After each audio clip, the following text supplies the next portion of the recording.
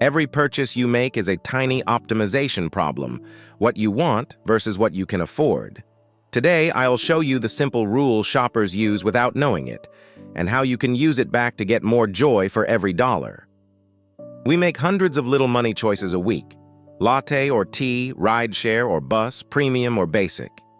The theory of consumer behavior explains those choices with 3 knobs you turn every time: preferences, prices, and your budget.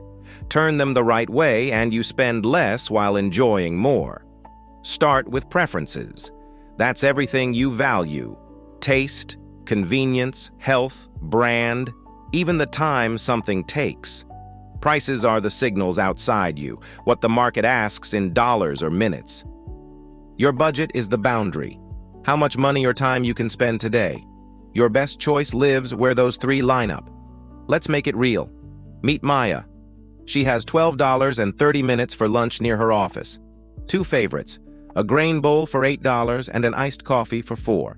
The first bowl makes her feel great, full, focused, happy. A second bowl? Not as exciting. Same with coffee. The first one's a boost. The second is less special. That's called diminishing marginal utility. The next unit is nice, but not as nice as the first. Now picture a simple line in your head. On one end, all bowls and no coffee. On the other, all coffee and no bowls. That line shows everything Maya can afford with $12. Economists call it a budget line. Then imagine soft curves floating above it. Each curve is a same happiness curve, an indifference curve. Higher curves mean higher satisfaction. Here's the secret: the best bundle is where one of those curves just kisses the budget line. At that point, Maya can't trade one item for the other and get happier without spending more. In plain English, the extra satisfaction from the next bowl and the extra satisfaction from the next coffee line up with their prices. That's the sweet spot. For Maya, 1 bowl and 1 coffee hits exactly $12. Full enough, alert enough, and perfectly on budget. That's her tangency, the happy place where preference meets price and budget. But the world moves, and prices move with it. The cafe runs a promo. Coffee drops from $4 to $3. 2 things happen inside Maya's decision. First, the substitution effect. Coffee got cheaper relative to bowls, so she tilts toward coffee. Second, the income effect. At the new price, her $12 stretches further. It feels like she has a tiny raise for lunch. She can reach a higher happiness curve overall. What might she choose now? Maybe still 1 bowl and 1 coffee, $11, with $1 left for a banana. Or on a day she's less hungry and needs focus, maybe 0 bowls and 4 coffees, also $12, though that's a lot of caffeine. The point isn't one perfect answer, it's the direction. When a price falls, you move toward it until the next unit is worth more than what you give up. Businesses know this dance, and they choreograph for it. Bundles change the relative price of things you like together. Bowl plus coffee for $10. If that bundle lands closer to your sweet spot, you buy, and feel smart doing it. Buy 2, get 1 free attacks diminishing utility by making the third unit feel much cheaper.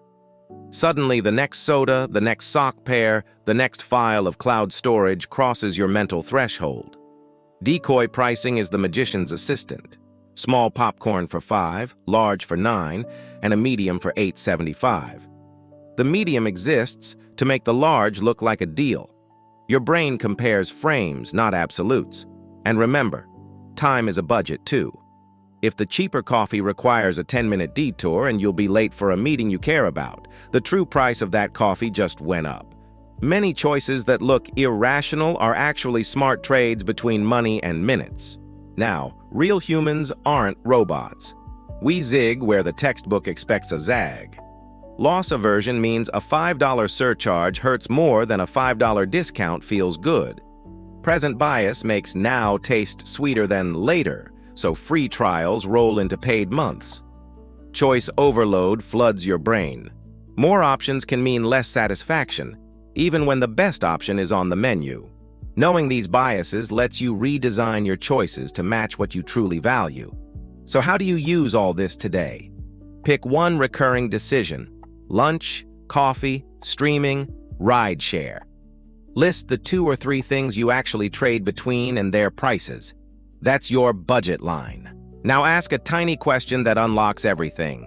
If I move $1 from option A to option B, do I get more satisfaction? If yes, move $1. Ask again. Keep swapping until the next swap wouldn't make you happier. That's your personal tangency.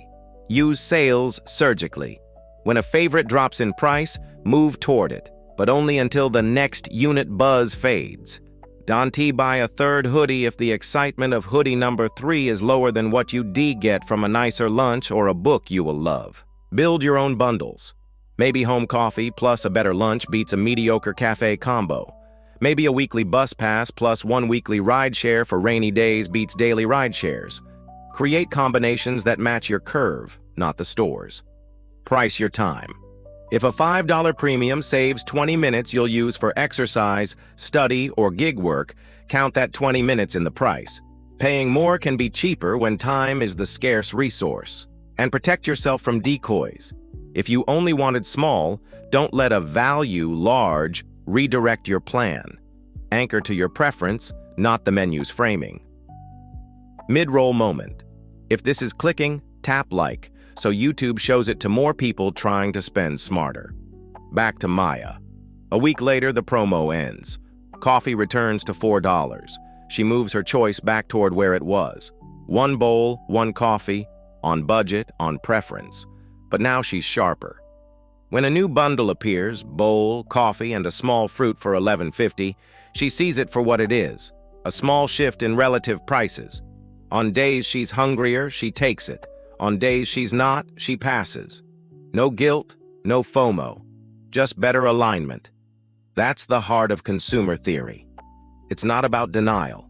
It's about matching what you truly want to what you actually buy, at prices that respect your money and your minutes. Preferences, prices, budget. When they align, you feel it immediately. More satisfaction per dollar.